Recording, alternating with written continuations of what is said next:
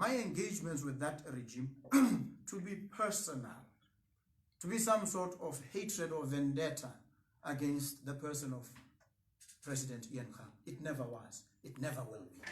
My politics is not politics of personalism. I engage with systems and institutions. And so when I dealt with President Khama then, I dealt with him as a representative and spokesperson of the Botswana Democratic Party and its systemic injustices and brutality. And I was vocal. And so when President Khama leaves the scene and somebody else becomes the representation of that system of the Botswana Democratic Party, I keep my focus on the Botswana Democratic Party. I don't shift with the individual who has now exited the political scene in the manner in which I had engaged with him before. And so those who take the simplistic and often misguided view that I hated President Khama have got it all wrong. Never did, never will. And I do not hate the current president as well.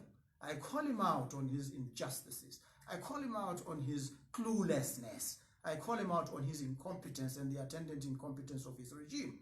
But I don't hate the man. I love him so. And that's why I expend my time and energies trying to advise him and admonish him. That's what I do. And so, having made all these statements, it must then become very clear that there's absolutely no enmity between myself and Ian Khama or whatever he now represents. And there's no enmity between myself and anybody for that matter. I am against the systemic injustices of the Botswana Democratic Party. Did the involvement of President Ian Khama in the political scene affect the UDC adversely? My submission is that it did not. It could not have. Because what he did was to decimate certain sections of the Botswana Democratic Party, and that was most welcome. In fact, in instances where he even contested where the UDC was standing, the net effect of what happened there was that he hived off support from the Botswana Democratic Party and held it in his Botswana Patriotic Front.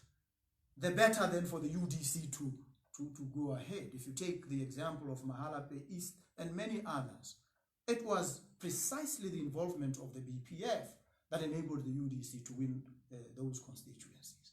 And so any analysis that says that there was any adverse effect is totally wrong, and I would be ready to engage with such analysts at any point of time. But that's the answer to the question. Fair enough. I take it that has been cleared. The next question is from Riley CJ. The question reads, Nna ke batla go go botsa ka legalization hell. Go nna re ya ko South Africa just to get some piece. I'm not sure what the question relates to. I think it relates mostly to how your governance wanted to legalize marijuana for the sake of industrial hemp and whatnot. I think his interpretation was more for casual use, nevertheless, but I think because you see, that's where the question is going. I pay particular attention to the language. Okay. And when the language says getting some, it's somewhat confounded and confused a little bit, because it seemed to suggest something in a slightly different direction. Okay. But real issues concerned, the Umbrella for Democratic Change has advocated for the legalization of hemp. That's how we began the discourse, and we articulated it very, very well. And we made a very compelling argument that is incontrovertible, that is unanswerable, that is impregnable. And the Botswana Democratic Party has absolutely no response. The second thing that we would like to point out now, from a purely human rights point of view, is that we have also argued that you must legalize marijuana, cannabis, indica, cannabis sativa, must legalize. And you must legalize it for medicinal use. That's how we began the discourse. But there's absolutely nothing that precludes a legalization for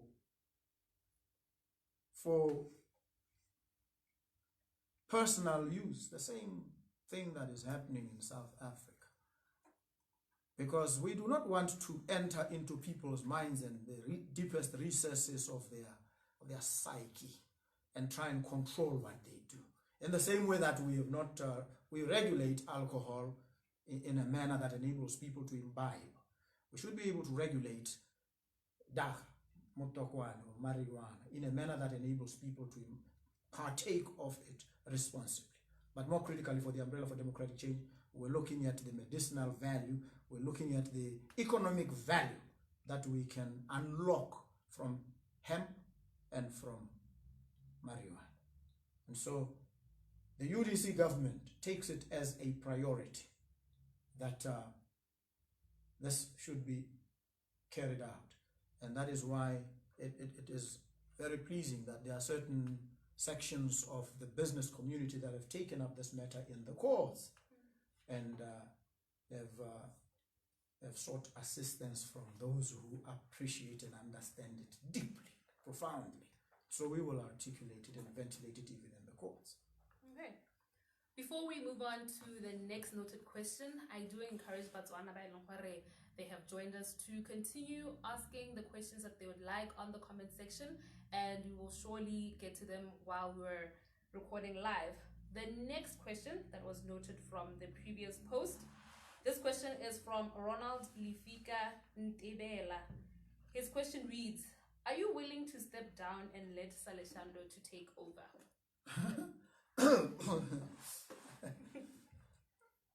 If the question is in the context of the leadership of the UDC, certainly Saleshando cannot lead the Botswana National Front. He's not a member.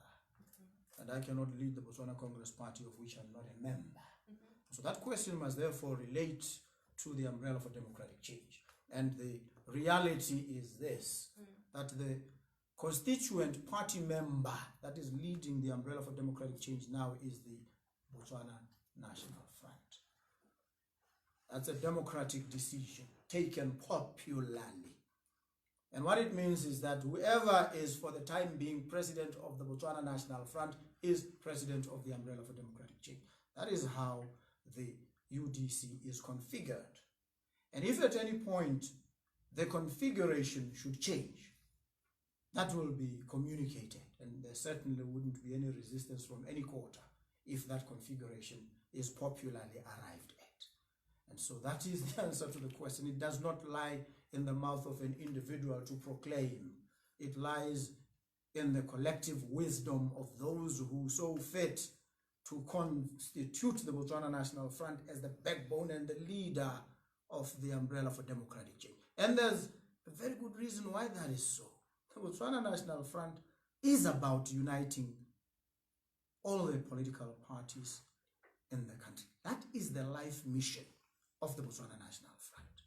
So the Botswana National Front is about aggregation or coalition politics, if you might put it in brass tacks. And so there's no better leader, in my humble view, at this point in time than the Botswana National Front as a collective, as an organization. And the trumpet voice of that organization for the time being is myself. And if those who have constituted me, that trumpet voice, should then withdraw their assignment from me, it will be most welcome. And so until then, I have been given the responsibility of leading the umbrella for democratic change. And like Ed Miliband said when he was leader, lead I will. Okay, I think that has been cleared up. The next question is from MK Nare Harold. I hope I pronounced the name correctly. I would like Comrade Boko to explain this to Botswana. 1. In light of election rigging court cases, which we lost, is there any other legal avenue to question or interrogate the Botswana Constitution insofar as the courts absolve themselves from giving justice to the case? This question is twofold on the second bit. It reads, if the above is possible, is Advocate Boko in a position to take the state head-on by challenging this crippled piece of constitution? Well, Advocate Boko, both in his personal, professional, and also his political life, is about taking this fraudulent regime head on. That's what I've been. That's what my life has been about.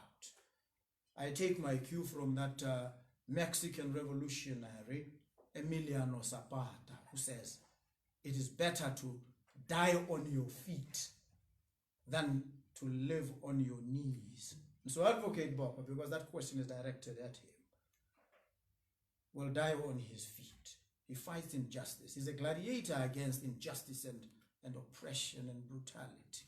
And so the second part of the question seems to answer itself almost immediately.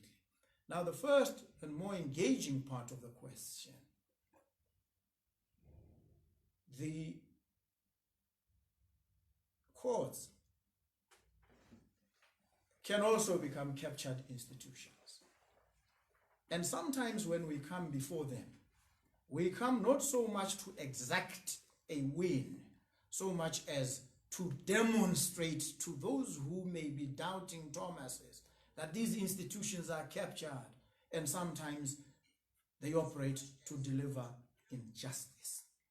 And so we've demonstrated this amply by bringing these petitions. We've demonstrated that we have a judiciary that is strange in its failure to appreciate the monumental responsibility that it carries to deliver justice and to anchor democracy.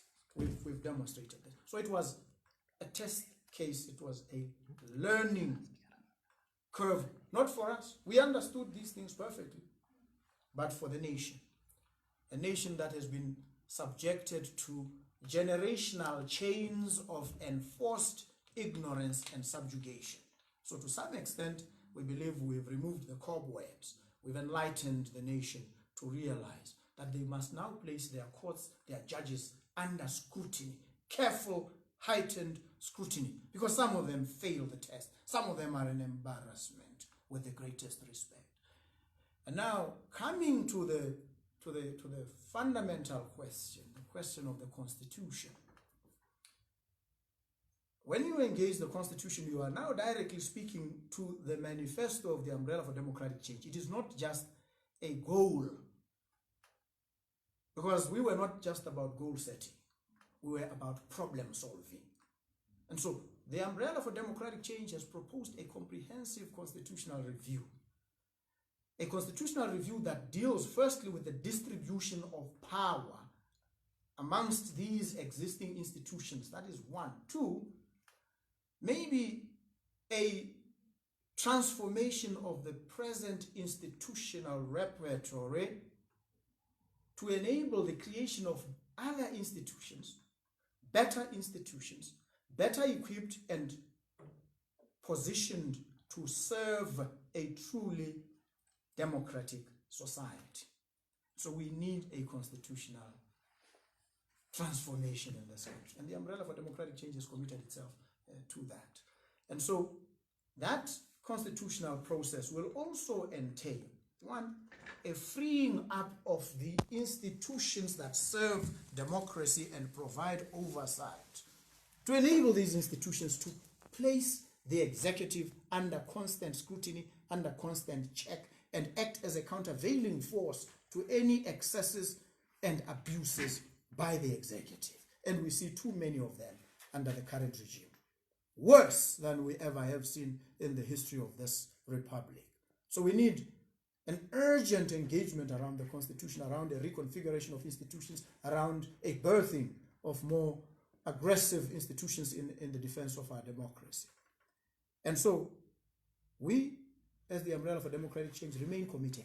And one of the gold standards of that process will entail a complete overhaul of the electoral system, processes, and practices in this country. And I want to say this, that this regime exists at the sufferance of the Umbrella for Democratic Change, with the masses of people that we command, with the disenchantment and generalized despair that our people have been subjected to by the brutality of the Botswana Democratic Party, we are sitting on a powder keg. The slightest spark